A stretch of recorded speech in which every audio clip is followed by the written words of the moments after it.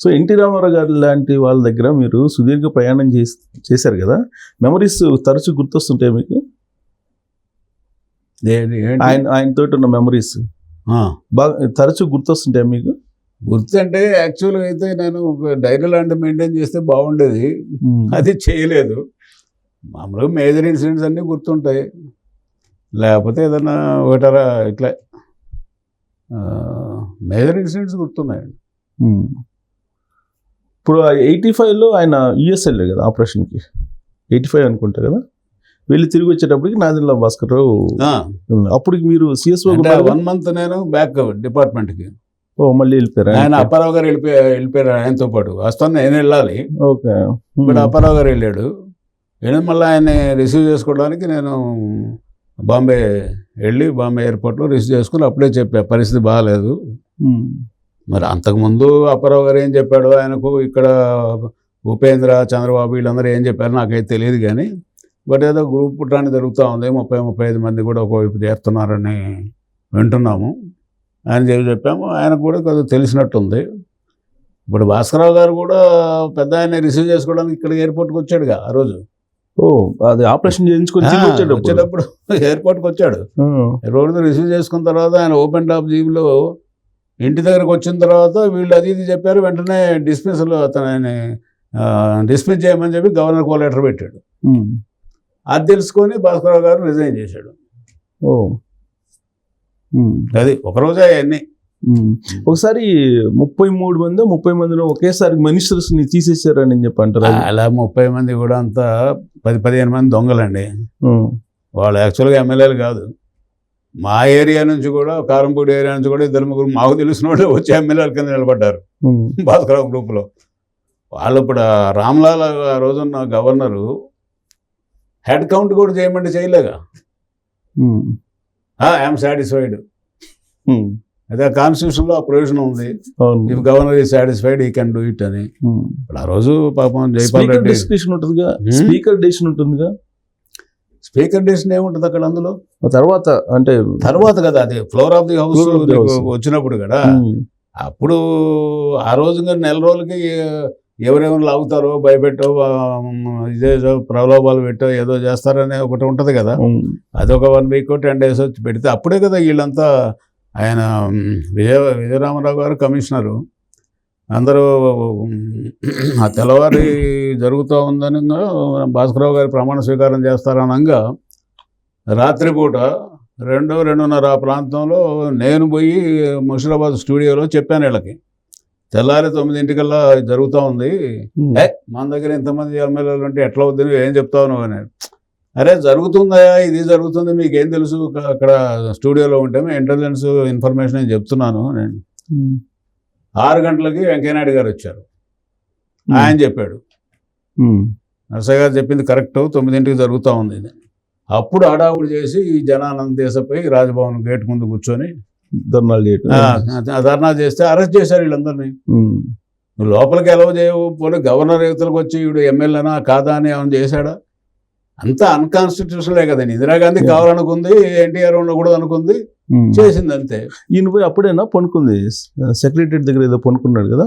అదే మనం రాజ్భవన్ దగ్గరే, రాజ్భవన్ దగ్గర సెక్రటరీ దగ్గర పనుకుంది. ఆ ఇన్సిడెంట్ వేరు. మళ్ళా అదేంటి, అది November 1st మనకు ట్యాంక్ బండ్ మీద ఈ ఉత్సవాల వ్యవహారం ఏదో జరిగితే November 1st ఇది ఇంటికి పోతున్నాము. ఇంటికి పోతున్నప్పుడు రాజశేఖర రెడ్డి, మైసూరారెడ్డి వీళ్ళందరూ కాంగ్రెస్ వాళ్ళు ఈ తెలుగు గంగా ప్రాజెక్టు దీనికి వ్యతిరేకంగా మాకు కృష్ణా ఎస్యూడ్ వాటర్ కావాలి. ఈయనేమంటాడు, అంతకుముందు వాటర్ ఈజ్ ఎస్యూడ్ అంటాడు. కాదు బచావత్ ట్రిబ్యునల్లో ఉన్న క్వాంటంలో మాకు ఇంత అని, మాకు ఎష్యూరెన్స్ ఇవ్వాలని వాళ్ళు చెప్తున్నారు. దాని మీద ఊరేగింపు తీసుకొచ్చేసి సెక్రటేరియట్ని అటాక్ చేశారు. అటాక్ అంటే గేట్లు వేస్తున్నారు, బయట నిలబడ్డారు. మనం వెళ్ళిపోదాం సార్, ఎందుకు గొడవలో, మనం ఆల్రెడీ చెప్పేసాం కదంటే ఎందుకు వెళ్తుంది అని చెప్పి పోయి సెక్రటేరియట్ ముందు రోడ్డు మీద సడన్గా ఆపి కూర్చున్నాడు. ఒక 2 నిమిషాలు అయిన తర్వాత పడుకున్నాడు రోడ్డు మీద. మీరున్నారు అప్పుడు? అయ్యో సిఎస్ఓ కదా. నేనున్నాను, తర్వాత నా కోడెల శివప్రసాద్ వాళ్ళు వీళ్ళందరూ ఉన్నప్పుడు అందరం చేతులు పెట్టేసేసి వాళ్ళేమో చిన్న చిన్న రాళ్ళు చెప్పులు ఇసిరేస్తున్నారు. ఈయన మీద పడకుండా మేమంతా చుట్టూ కాపలా కాసేసి ఒక అరగంట అయిన తర్వాత ఆయన నిద్రపోయినాడండి వాస్తవానికి. ఓ నిద్ర కూడా పోయినాడు ఆయన. మరి ఎర్రటి ఎండ మరి అంతా నిజంగా కొన్ని అవి అందరికీ సాధ్యమయ్యే పనులు కాదు.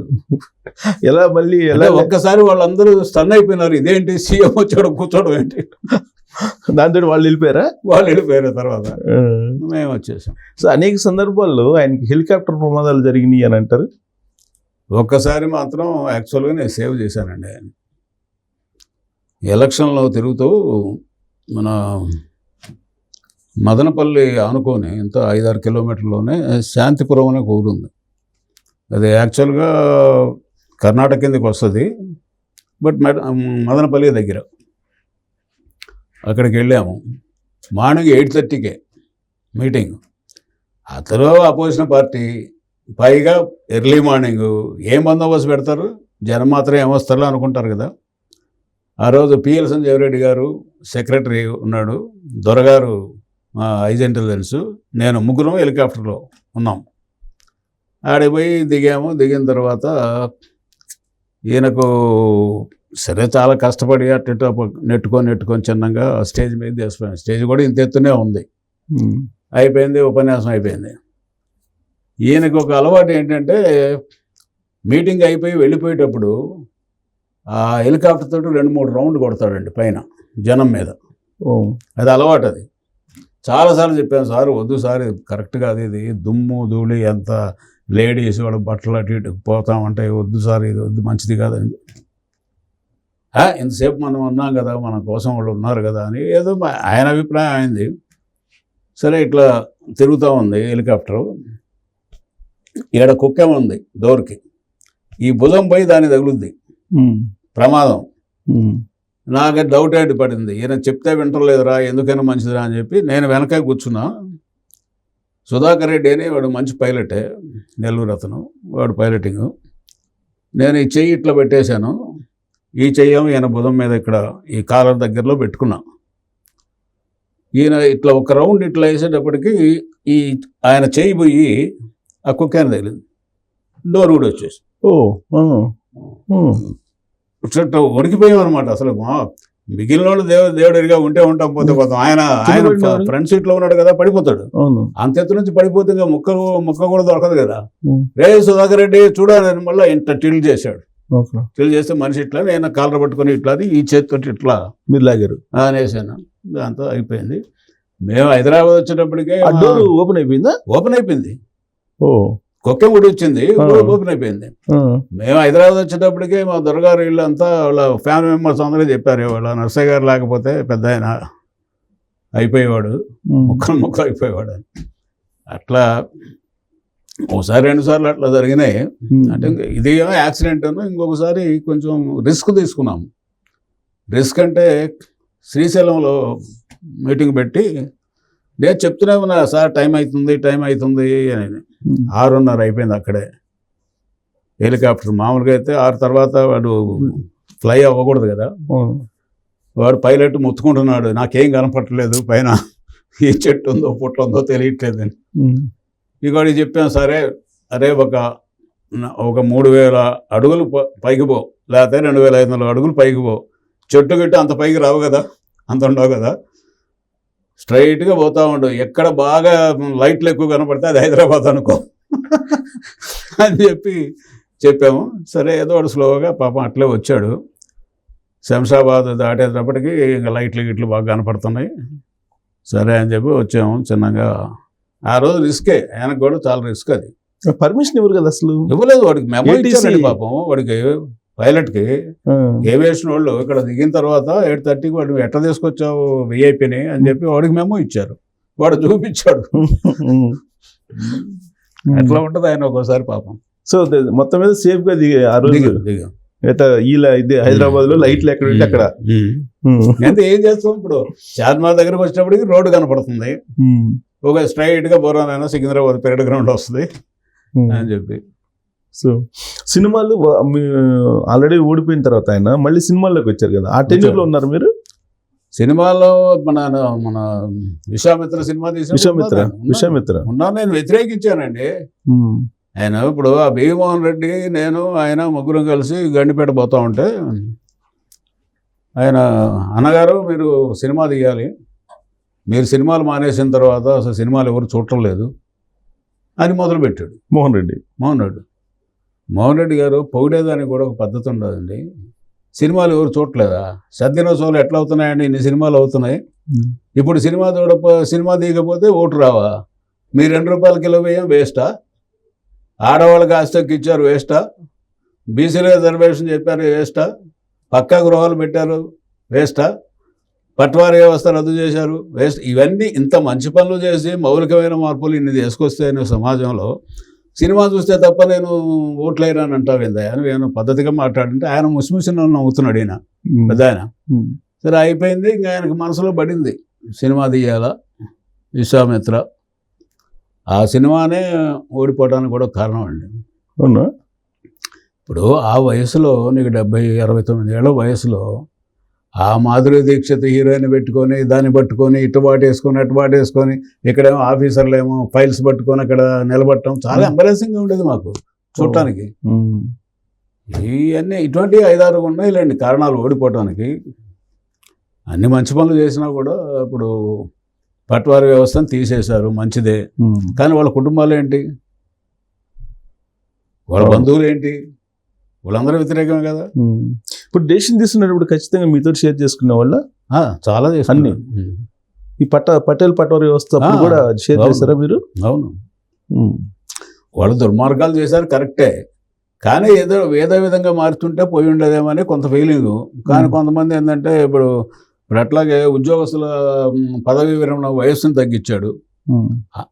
నువ్వు కొంతమంది ఏం చెప్పారు, వాళ్ళ పదవీ విరమణ వయసు తగ్గితే తప్ప కింద వాళ్ళకి ప్రమోషన్ రాదండి, కొత్త ఉద్యోగాలు కావచ్చు, నిజమే కావచ్చు. వాళ్ళు సడన్గా నువ్వు దిగిపోరా, నువ్వు రిటైర్మెంట్ అయిపోతుంది, 60 ఏళ్ళు ఉండాల్సిన వాడు 55 ఏళ్ళకి దిగిపోతున్నాడంటే వాడు పిల్లల పెళ్ళిళ్ళు ఏంటి, మంచి ఏంటి, చెడ్డ ఏంటి, సడన్గా అయితే వాడు గందరగోళ పడతారు కదా. మరి దానివల్ల కూడా ఎఫెక్ట్ ఇచ్చింది. ఇట్లా కొన్ని చేయటం వలన పాడైపోయింది. అప్పుడేదో ఇంకోటి పెట్టి వారణి వాహిని అని చెప్పి గవర్నమెంట్ సారాయం ఇచ్చేది ఏదో పెట్టారు కదా, వారణి వాహిని అని చెప్పి కొన్ని. వారణి వాహిని ఇప్పుడు ఇదే ఇవన్నీ పేర్లు పెడితే పెట్టారు కానీ నీకు వారణి వాహిన లేకపోతే ఇంకో సారాయి అంటాడా లేకపోతే ఇంకోటి అంటాడా కాదుగా. దానివల్ల ఎఫెక్ట్ అయ్యేటువంటి జనం చూడాలి మనం ఎంతమంది అవుతున్నారు ఏమిటి అనేది. దాన్ని సాధ్యమైనంత వరకు తగ్గించాలా. ఇప్పుడు ఆ పరిస్థితి లేదు కదా. కానీ అప్పుడు అప్పుడైనా నీకు గవర్నమెంట్కి ఉన్న ఆదాయం ఏంది?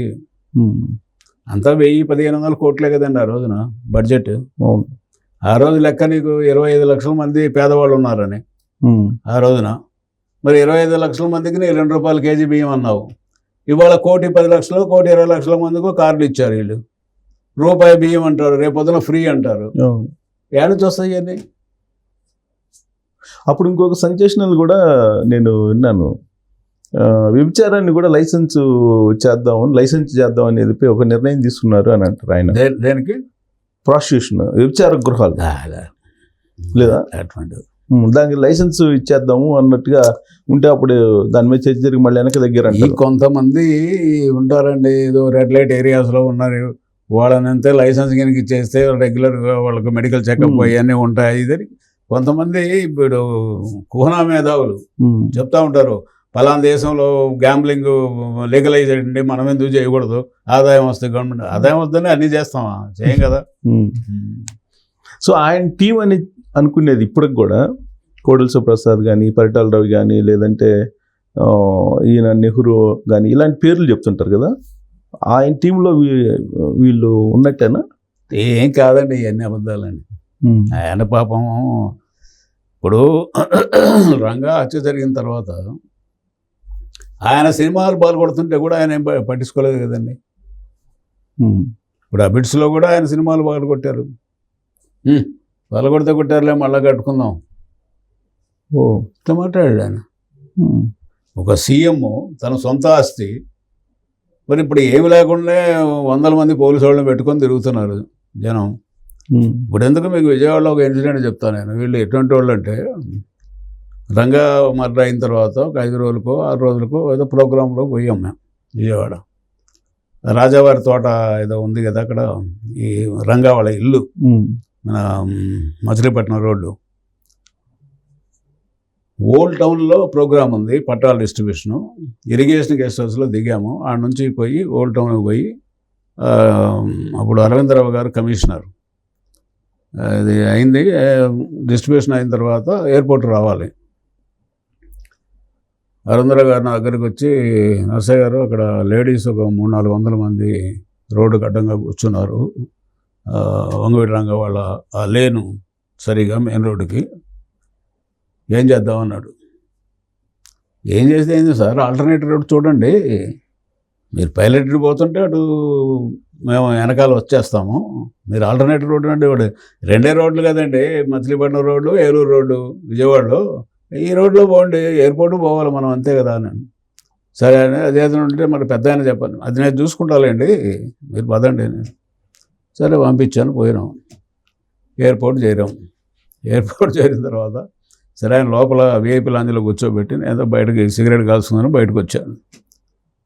వీళ్ళంతా నెహ్రూ, తర్వాత ఇంకా అక్కడ ఉన్న నాయకులు కొంతమంది పోయి, అన్నగారు ఇదంతా అవమానం మనకు, అసలు మన సొంత జిల్లా, చీఫ్ మినిస్టర్ మీరున్నారు, మేమంతా ఎమ్మెల్యేలుగా ఉన్నాం, చీఫ్ మినిస్టరు జనానికి భయపడిపోయి వేరే రూట్లో ఎయిర్పోర్ట్కి వచ్చాడని అంటే మనకు ఎంత అవమానం అని చెప్పి బాగా ఎక్కిచ్చారండి. ఈయన కొంచెం షార్ట్ టెంపర్డ్ మనిషి, ముందు మాటలు వినేటప్పుడు నిజమే కదా అనుకుంటాడు. ఏయ్ నర్సయ్య గారిని మీరు అన్నాడు అటెండర్ మమ్మీ, ఏంటి మీరు చేసిన పని అన్నాడు. ఏం చేశాను సార్ అన్నా. అవును, వేరే రూట్లో ఎందుకు వచ్చారు, ఎవరు వీళ్ళ చెప్పింది, ఈ ప్రబుద్ధులా సార్ అని. అవునన్నాడు. సార్ 400 మంది కాదు, 4000 మంది లేడీస్ ఉన్నా కూడా డిస్పర్ చేయడం పోలీసు వాళ్ళకి పెద్ద పనేం కాదు, లాఠీ చార్జ్ చేసి వదిలించవచ్చు. ఆల్రెడీ అక్కడ ఏదో హత్య జరిగింది, ఒక సానుభూతి అక్కడ జరుగుతూ ఉంది. ఇప్పుడు మీరు మన కారు పోయి అక్కడ ఆగంగానే పోలీసు వాళ్ళు లాఠీ చార్జీ వేస్తారు. చీఫ్ మినిస్టర్ గారి సమక్షంలో మహిళా మండలం మీద లాఠీ చార్జీ పోలీస్ అని చెప్పి హెడ్డింగ్ పెడతారు. అది మన గౌరవమా సార్? అందుకనే అవాయిడ్ చేశాను సార్. సెక్యూరిటీ నా ప్రాబ్లం సార్, అది మీకు చెడ్డ పేరు రాకుండా చూడాల్సిన బాధ్యత నాది అని చెప్పంటే ఇక తిట్టాడు చూడండి వాళ్ళని. వెంటనే మా ముందే, అంత మంచి పని చేస్తే నర్సయ్య గారు మీరు ఇట్ట మాడతారు ఎదవలంతా, అది ఇదే అంటారా అలా ఎదవలని? బ్రదర్ అని అందరిని పిలుస్తారు. అంతే, బాగా ఉంటే బ్రదర్ అని పిలుస్తాడు, లేకపోతే ఎదవ పనులు అని చేస్తుంటారు, బుద్ధి లేక మీకు తలకాయ పని చేస్తుందా మీకు అసలు, ఇట్లా మాట్లాడతాడు. బాగా కోపపడిన సందర్భం ఏంటి అని? బాగా కోపపడిన సందర్భం కోపం అంటే ఇమ్మీడియట్గా ఏమి రియాక్ట్ అవ్వడండి. ఒకవేళ కోపం వచ్చినా కూడా మనం చెప్పంగానే కంట్రోల్ అయిపోతాడు. డైరెక్ట్గా నా మీద ఓపెన్గా కోపడ్డ సందర్భం రాలేదు. కాకపోతే ఒకసారి ఏంటంటే మన వాళ్ళ సిస్టర్, కజిన్ సిస్టరు మనకు కృష్ణా జిల్లాలో అవనిగడ్డ దగ్గర ఏదో క్రోసూర్ ఏదో ఉంది, అక్కడ ఉండేది. వాళ్ళు కొంచెం ఫ్యాక్షనిస్టులు కూడా అక్కడ. ఆ అమ్మాయిని కూడా ఒకసారి స్టాప్ చేశారు గొడవలు, ఊళ్ళో గొడవల్లో. మేము కృష్ణా, వెస్ట్ గోదావరి ఎక్కడ పోయినా కూడా ఇంత పెద్ద క్యారేజ్ తీసుకొని భోజనం తీసుకొచ్చేది. ఓసారి అబిడ్స్ ఇంటికి వచ్చింది మార్నింగ్ 7 అట్లా. నేను అప్పటికింకా డ్యూటీకి రాలా, మా ఇన్స్పెక్టర్ వాళ్ళు వీళ్ళు ఉన్నారు, ఆ సుల్తాన్ బజార్ పోలీసు వాళ్ళు గేట్ దగ్గర ఉన్నారు. నేను మా అన్నగారు నేను లోపలికి పోవాలని అంటే, అమ్మ నేను కనుక్కొని వస్తామని చెప్పి, వాళ్ళేమో అవమానంగా మాట్లాడలేదు, మీరు వచ్చా వెయిట్ చేయండి అమ్మా, లోపలికి కనుక్కొని వస్తామని వీళ్ళు లోపలికి వచ్చారు. లోపలికి వచ్చేటప్పటికి ఈ అమ్మాయి ఏడటం మొదలుపెట్టింది. మా అన్న రాజైనా కూడా అన్న చెల్లెలకు మామూలు మనిషి కిందనే లెక్క కదా, మీరు నన్ను ఇట్లా ఆపుతారా, మా అన్నగారింటి ముందు నన్ను అవమానం చేస్తారా, అది అని చెప్పి ఊరికే ఏట మొదలుపెట్టాను. అంతలోగా మా ఇన్స్పెక్టర్ పోయి సరే తీసుకొని లోపలికి పంపించాడు. ఇక పోవడం ఆయన దగ్గర కూర్చొని ఆడటం మొదలుపెట్టింది. నాకు ఇంత అవమానం జరిగింది నా అన్నగారింటి ముందు, అది ఇదని. ఆయన చాలా సీరియస్ అయిపోయినాడు. నేను అప్పటికి రాలా డ్యూటీకి. అప్పుడే ఒక్క 5 నిమిషాల్లో ఇంకా నేను గేట్లోకి వస్తున్నా, మా వాళ్ళు వణికిపోతున్నారు వీళ్ళు, ఏమైద్దో అని. ఏంట్రా అంటే ఇది జరిగింది. సరేలే నేను లోపల పోయినా, ఏం నర్సయ్య గారు మన అమ్మాయి తెలుసు కదా, మీ అందరికీ తెలుసు కదా. అవును తెలుసు సార్, ఆమె తెలియకపోవడం ఏంటి, మా అందరం భోజనం పెట్టేది కదా ప్రతిసారి. ఆమె వచ్చేటప్పుడు మరి మాకు ఒక ఫోన్ దిగుడితే సరిపోయేది కదా, గేట్లో చెప్పేవాళ్ళం కదా సార్. వాళ్ళు సుల్తాన్ బాదర్ పోలీసు వాళ్ళు, వాళ్ళకి ఏం తెలుస్తుంది సార్ పాపం పలానా ఆవిడని ఎట్ట తెలుస్తుంది. వాళ్ళు కూడా లోపల కనుక్కొని వస్తామని చెప్పి అని అడిగారంటమ్మా, ఏడుస్తున్నారు వాళ్ళు కూడా, భయపడిపోతున్నారు ఏమని చేస్తారేమోనని. అవును, మా నర్సయ్య గారికి ఎందుకు ఫోన్ చేయాలి నువ్వు వెంటనే పాపం. అంత మంచి మనిషి ఆయన. ఓకే, అంటే ఆయన సైకాలజీని మీరు బాగా స్టడీ చేశారు, అందుకే మీరు లైజనింగ్ గా ప్రతి ఇష్యూని 5 గంటలకి అంతకు ముందు పోయేవాడిని 7:30కి తీసుకొచ్చేదాన్ని టైము. ఎందుకు సార్ 8:30కి ఇంటర్వ్యూస్, ముందు వచ్చి నేను ఏం చేయాలా? మా ఇన్స్పెక్టర్ వాళ్ళందరూ ఉన్నారు కదా, నీ ఇష్టమే ఎప్పుడన్నా రాపో, నీ టైం అట్లా చెప్పేవాడు ఆయన. కానిస్టేబుల్ కూడా బ్రదర్ అని పిలిచేవాడు అండి ఆయన గొప్పతనం. ఒక ఎలక్షన్ టూర్ పోయేస్తే అందరికి డిన్నర్ ఇచ్చేవాడు కానిస్టేబుల్లో కూడా. ఈ రోజున ఎవడు ఏం చేస్తారు ముఖ్యమంత్రి. మీరు మీ టెన్యూర్లోనైనా పిల్లల పెళ్ళిళ్ళు కూడా అప్పటికి అయిపోయినాయి అందరి? అప్పటికి అందరూ అయిపోయినా. చిన్నమ్మాయి పెళ్ళి మేము చేరిన తర్వాత అయింది. కోయంబత్తూరు ఫస్ట్ మ్యారేజ్ ఫెయిల్ అయింది కదా, ఆ పెళ్ళి జరిగింది. అది మిగిలిన వాళ్ళందరూ అంతకుముందు అయినా అప్పటికే అందరూ అయిపోయింది. సెలెక్ట్ చేసుకోవటంలో పర్సన్ని ఎగ్జాక్ట్గా ఆయన సెలెక్ట్ చేసుకుంటాడు. చంద్రబాబు నాయుడుకి అది పెద్ద మైనస్ అని అంటారు, నిజమేనా? ఎవరిని సెలెక్ట్ చేసుకోవడం? ఎవరినైనా ఒక పొలిటికల్ లీడర్ని సెలెక్ట్ చేసుకోవాలన్నా, లేదా ఆఫీసర్స్ సెలెక్ట్ చేసుకోవాలన్నా ఎన్టీ రామారావు ఎగ్జాక్ట్గా సెలెక్ట్ చేసుకుంటారు. వేరే చంద్రబాబు నాయుడు అయితే రాంగ్ స్టెప్ వేస్తాడు సెలక్షన్లో అని అంటారు. అంటే సెలక్షన్ అంటే ఇప్పుడు ఆయన డైరెక్ట్గా 4-3 నమ్ముకుంటాడు. ఎవరు? ఎన్టీఆర్. వాళ్ళు కరెక్ట్గా చెప్తారు నాకనే ఫీలింగ్ ఉంటే వాళ్ళు చెప్పినట్టుగా వింటాడు ఆయన. లేకపోతే ఈయన టూర్లలో పోయినప్పుడే ఒక బుక్ పెట్టుకుంటాడు ఆయన, రాసుకుంటాడు ఆయన. రాసి ఓహో ఇక్కడే వీళ్ళు ముఖ్యులు కదా, ఈ ఏరియాలో వీళ్ళు ముఖ్యులు కదా అని రాసుకుంటాడు. ఆ తర్వాత నిర్ణయం చేసుకుంటాడు. లేదు ఏదైనా సందర్భంలో మనలాంటి వాళ్ళు ఉన్నప్పుడు, బ్రదర్ ఏంటి పలానా వాడిని తీసుకుందాం అనుకున్నా, ఏంటి మీ అభిప్రాయం? మంచిదే సార్ అంటే ఓకే. ఇప్పుడు ఎంపీ పోస్టులు వేసినప్పుడు యలమంచిల శివాజీ కోసం మేము తెల్లవాదులు వాదించాం. హేమచంద్ర ప్రసాద్ నేను రాజ్యసభ ఇచ్చేట రాజ్యసభకి. సార్ రైతుల గురించి మాట్లాడేవాడు లేడు సార్ అక్కడ రాజ్యసభ. ఆయన డాక్టర్ అయినా కూడా పుస్తకాలు రాయడం కానీ కూడా అంతా రైతుల గురించి అటువంటికి ఇవ్వండి సార్, రైతుల గురించి మాట్లాడతారంటే ఒప్పుకున్నాడు ఆయన. 5 గంటలకి ఫైనలైజ్ చేశాడు ఎర్లీ మార్నింగ్. 6 గంటలకు ఆయన న్యూస్ పోతే మా ఇద్దరికి ఫోన్ చేసి మీరు చేసిన సహాయం నా జీవితంలో మర్చిపోలేనా, ఎవడు మమ్మల్ని పట్టించుకోలేదు శివాజీ. అట్లా కొన్ని చెప్తే వినేవాడు ఆయన. అది